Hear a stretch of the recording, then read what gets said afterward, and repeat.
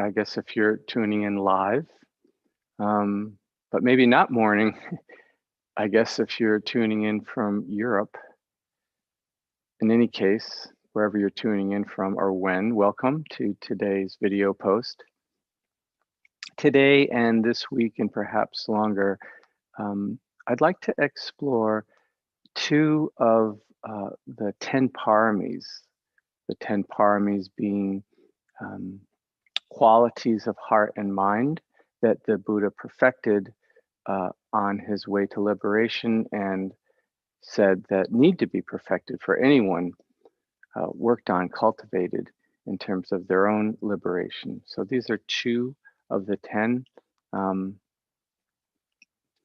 They are kind of complementary, sort of opposites, you might say, and they are patience and perseverance. The Pali word aditana usually gets translated to resolution, but I like the word patience, if only that it begins with a P, just like patience. So patience and perseverance, patience, the sense of, can we just be with this? When I heard one person say one time, they kind of posed the question, can we endure our karma? Interesting kind of reflection.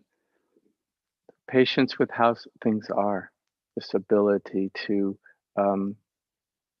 could say not be reactive, right? Not push forward, settle back, be with, etc. And then sort of the opposite, or again, maybe complementary energy of perseverance, of continuing on, perhaps when it's difficult, or, and this is really one of the challenging places in practice that I hear from students, when it feels like not much is happening. Geez, I've been practicing for 10 years and I still, fill in the blank. One thing to note, it's interesting. One time, Sharon Salzberg was in a meditation interview with Sayadaw U Pandita. And at that time, she had been practicing for about 15 years. And she was just reporting a couple bumps and challenges. And Sayadaw U Pandita said, yeah, it can be like that in the beginning. So this, right, a much longer view of practice. And so these times where things can tend to plateau, we're practicing, okay, it doesn't feel like, quote, anything's happening.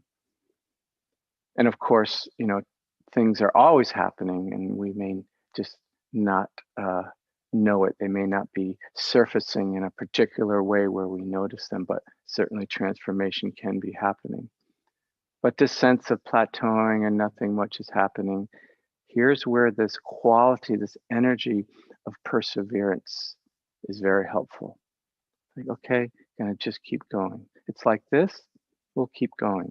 It's like that, we'll keep going. We'll keep going regardless of what the conditions, of our practice are, what we think they are, right?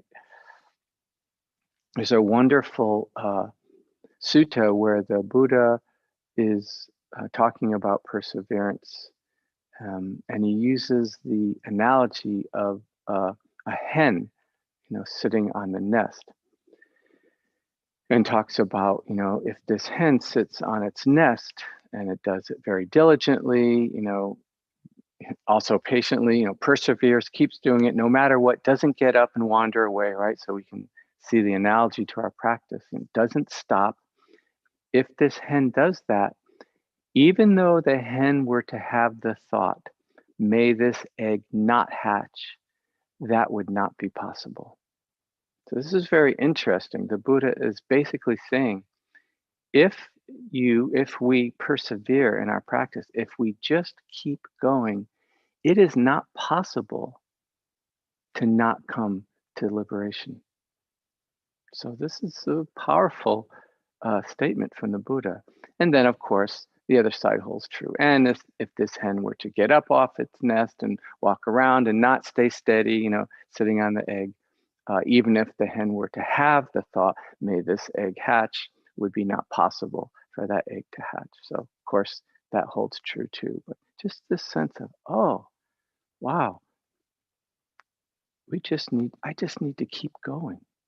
And keep going as skillfully and wisely, and practicing and seeking out the advice of wise friends and teachers, etc., continuing, but really just keep going. That may be the most important kind of meditation or eightfold path instruction ever given. Just keep going, persevering through all the changing conditions. And we persevere with an attitude of patience, right? You can see how they start to complement each other into kind of this unified way of moving forward as we cultivate the Eightfold Path. We persevere, and we persevere with an attitude of patience, of not being too goal-oriented, or kind of toppling forward towards what we're after. It's much more about settled back, being patient with things just as they are. Can we be with this? Can we settle with this just how it is, right? How many times have we heard that in the Vipassana instructions? So these two qualities, very important, extremely important actually, on the path, and very complementary as they work to kind of support and strengthen one another. So let's go ahead and do some of the formal practice now and see where we might bring these two qualities of heart and mind in. And just settling into whatever posture you're going to be using.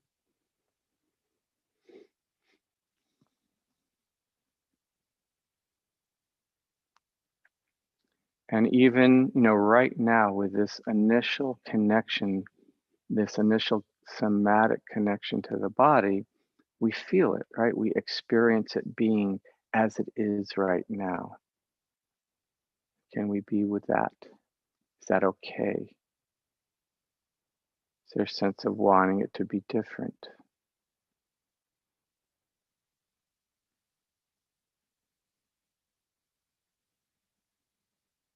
Mostly in the past, I've been giving the tranquility meditation instructions.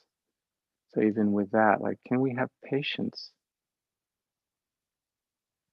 Give the body time to settle. Don't demand that it settle. Have patience with just how it is now.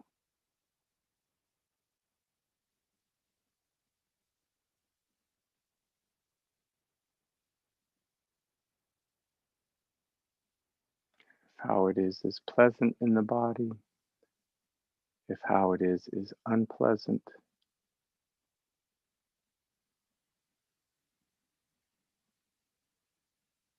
Meeting that with patience.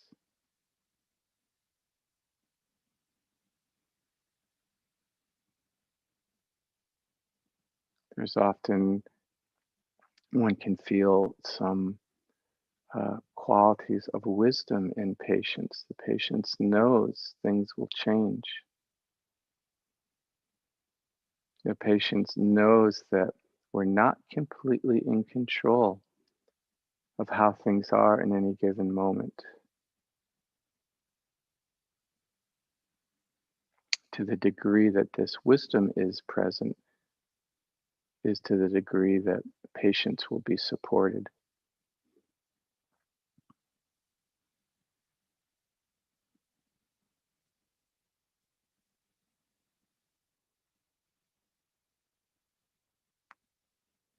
And the mind wanders off, and we notice it. Perhaps it's something that's very pleasant that would be enjoyable, at least at first glance, enjoyable to chew on and follow. And then the perseverance comes in. It's like, no, I'll just check that desire. I'm gonna stay with the body here.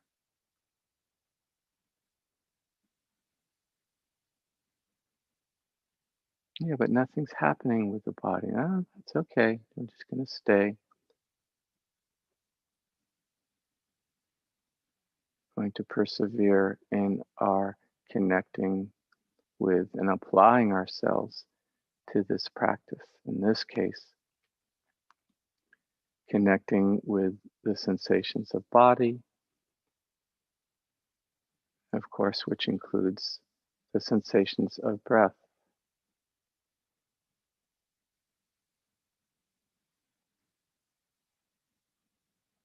We have this invitation for the body to calm, to settle, soften,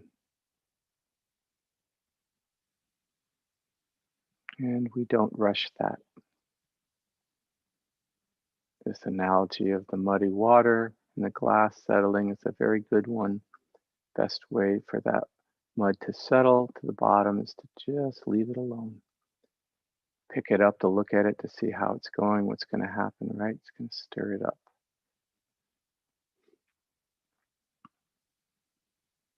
Patience with the process of settling.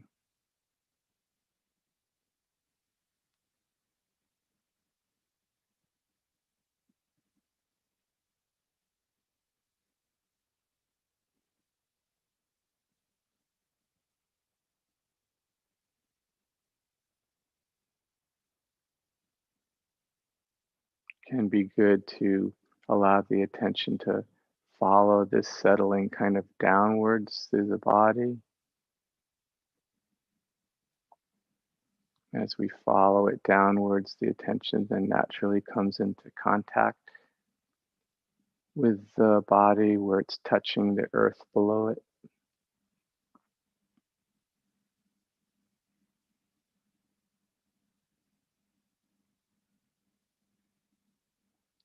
And we can start to recognize, experience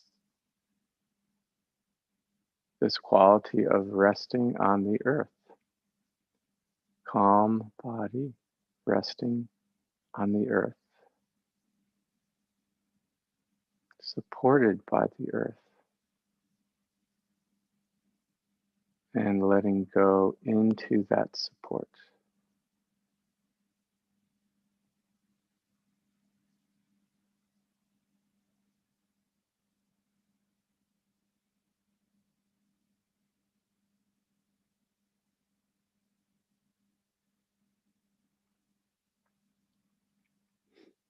Mind wanders away, mindfulness arises, bubble pops, persevering, reconnecting with the practice.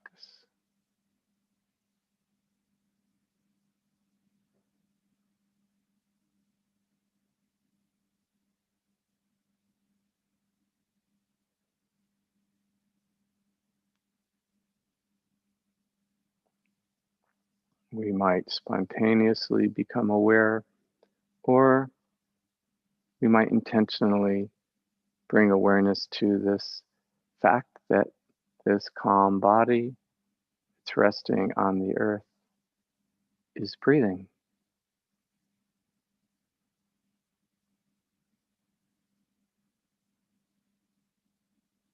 And remembering that we don't leave the body to feel the breath.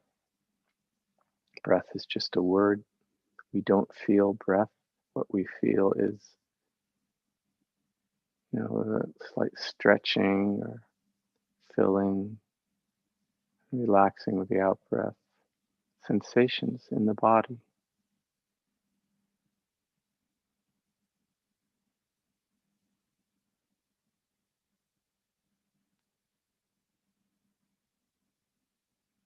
We can encompass the whole body with all its sensations, including the sensations of breath, with our awareness.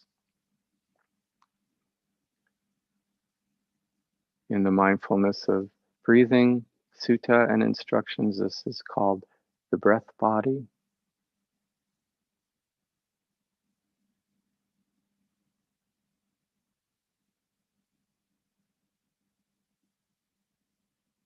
Breathing in, breathing out, intimate with the sensations of the entire breath body.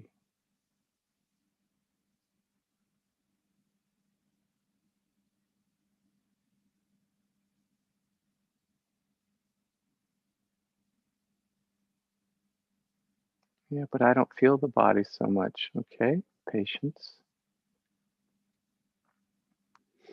Just keep that intention to connect somatically with the body.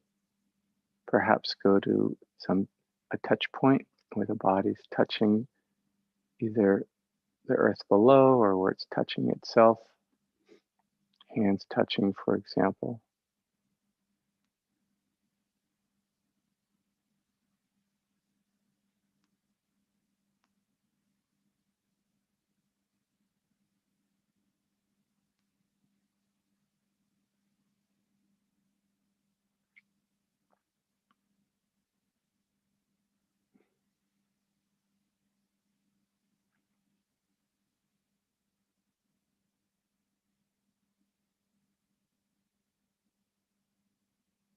Sometimes there can be this slight restlessness that can arise during formal practice.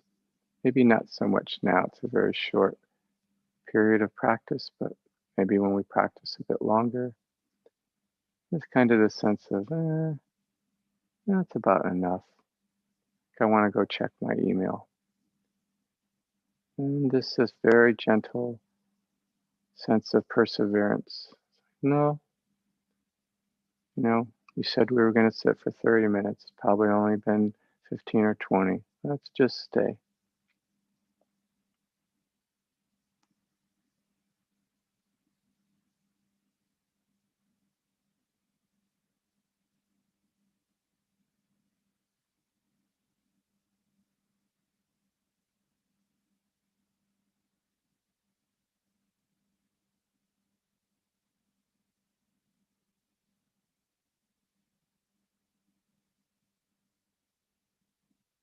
Checking in frequently. Am I feeling the breath body? Am I connected to it somatically? Sometimes we can slip into sort of just kind of knowing it's there, but we're actually not connected to the sensations. So am I feeling the breath body, and is the breath body as relaxed, soft, as open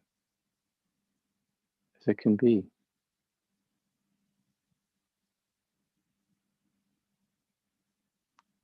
Training the mind with the body, we have the body be soft, relaxed, open, feeling the front of the body as open, the throat is open. This will support an attention or awareness that is soft and relaxed and open, that can receive experience, not bear down on it.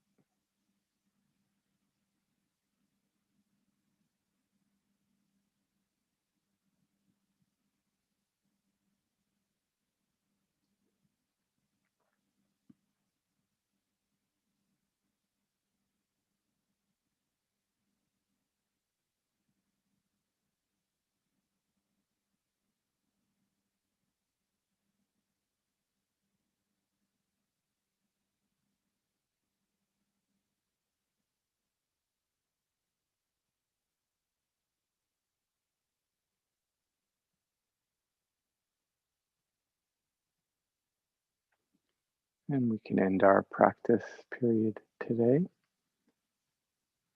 by forming the wish that the merit of our practice, that it travel outwards in all directions and be for the happiness and well-being of people, living beings everywhere.